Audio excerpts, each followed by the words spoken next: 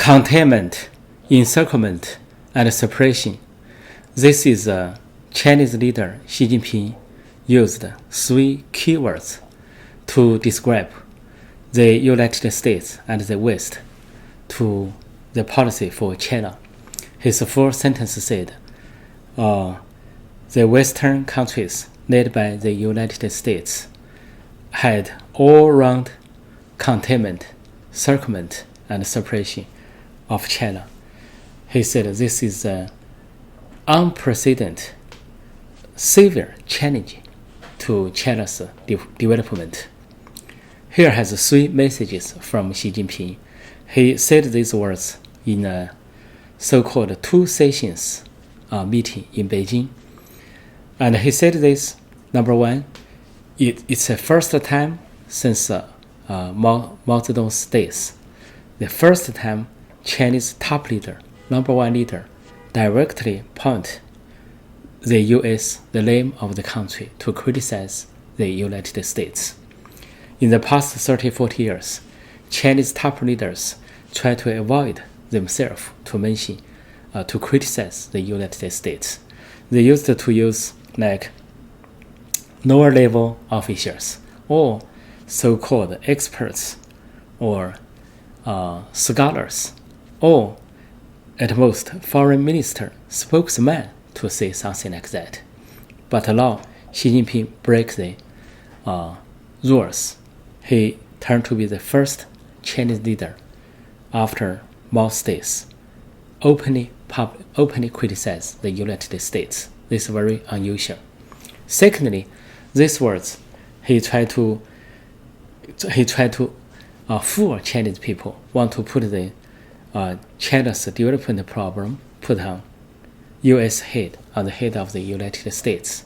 In Chinese words, this means 甩锅, means throw away the part to the U.S. Why he do this? These words talked to the Chinese people to listen, want to fool Chinese people. Sounds like all recent 10 years or 3 years, the problem, the economy going down, Chinese people life get more harder is because of the U.S. suppression or circumvent or containment. But obviously, everybody knows the reason is in China, in Beijing, in Zhongnanhai, and Xi Jinping himself is the main problem. For example, Alibaba, you cannot say Alibaba gets the suppression from the U.S., it's get from Chinese government. Or you can say many Chinese private sectors or enterprises, they get blown away by Beijing, by Xi Jinping's regime, not by the U.S. Or the 3 years COVID zero policy, lockdown, this policy implemented by Xi Jinping and hurt Chinese economy a lot, hurt Chinese people's life a lot.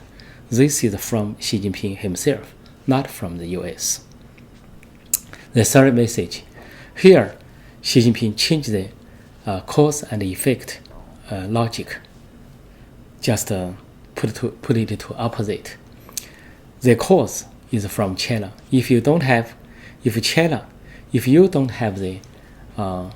like a paternalism or privacy of U.S. intellectual property, where is the containment come from?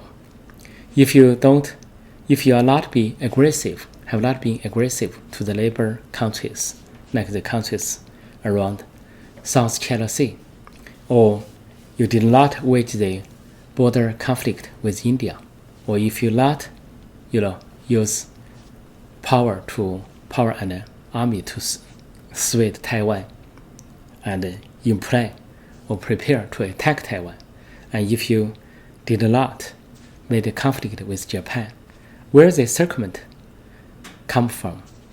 And also, if you don't put suppression on Chinese people or Chinese minority people like Uyghurs or Tibetan people, where the suppression come from? So Beijing, Zhongnanhai put suppression on Uyghurs, Tibetan people, and Chinese people. Then he complains, U.S. put a suppression on China. U.S. and the Western countries just put sanctions on Chinese government and to help Chinese people, Uyghurs and Tibetan people. So this very clear logic, cause and effect, but Xi Jinping's words totally turned up down. So overall, Xi Jinping's words also proved the so-called wolf warrior foreign policy is from nobody, is from Xi Jinping himself, was originated by Xi Jinping himself. So this time, when he spoke up to criticize the United States directly, so directly, that people realize that is true. He was the origination of the wolf warrior foreign policy. And at the same time, his person, Qin Gang, the new foreign minister, the minister of the foreign department, he made some also strong words, hawkish words in the conference, journalist conference, and criticized the U.S., put all the responsibility on U.S., and also talk about Taiwan. He even poured out a small red book and read the People's Republic of China's constitution to say Taiwan is part of the People's Republic of China. That's a big lie. Taiwan has never been part of the People's Republic of China. Taiwan could be Republic of China, but that country or government was overthrown by the CCP. So Qin Gang's words is so immature, so childish, as if Taiwan can do the same thing. Taiwan can hold the constitution, either say Taiwan is never be part of the People's Republic of China, or Taiwan can say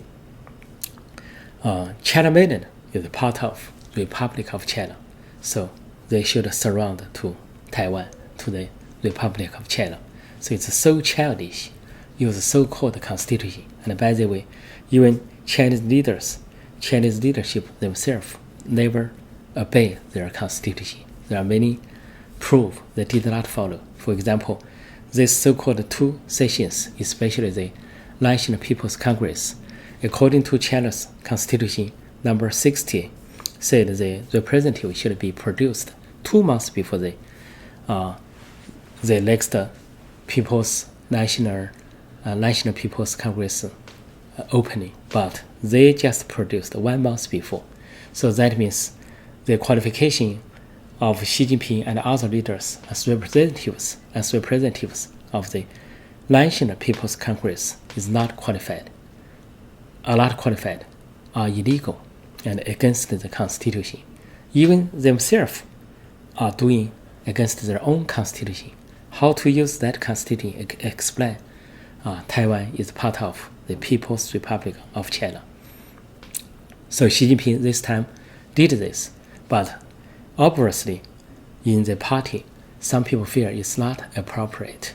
So when Chinese media, the party's mouth to report about Xi Jinping's talk, they didn't mention, they ignored, they edited, deleted the country's name and the keyword. The country's name, the United States, Xi Jinping mentioned, but when reported to the newspaper or internet or by media, there's no, it seems like Xi Jinping didn't mention the name of the United States. And also a keyword also disappeared, containment disappeared, didn't show on party's media. This means in the party they think Xi Jinping said something too much, because containment means Cold War. That's a term used for Cold War, but China said there's no such thing for neo Cold War. If you use containment, that means you admitted there's a neo Cold War, and the Chinese government tried to avoid to talk about it this way. Another thing is about the United States. In this past 30 or 40 years, whatever happened, Chinese leadership said the China and U.S. relationship is the most important in importance. So if Xi Jinping said this, that means break the leadership agreement for the 30-40 years. And by the way, from Xi Jinping to Qinggang, especially Qinggang, on his media conference, he mentioned China-Russian relationship look like very important, and even said it's a model relationship in the international world, and said China and Russia can maintain the so-called order of the world. It's very ironic because China supports Russia to attack Ukraine, and this is a big mistake, historic mistake. And even in Chinese CCP's media, they put the first time they put China-Russian relationship in front of, ahead of, in advance, more than U.S. means China-Russia relationship is number one. China-U.S. relationship is number two. This is also the first time put this sequence, change the sequence as before. It's a kind of message or dangerous trend. That means anytime the China and Russia can be united more closely and to against the U.S. and the West. This result in either a newer Cold War or can be resulting in the World War III. This is the tendency, and from the senior or number one leader of CCP, Xi Jinping, his own mouth. Thank you for watching. I would like to see you next time. Please subscribe and like my channel. Thanks.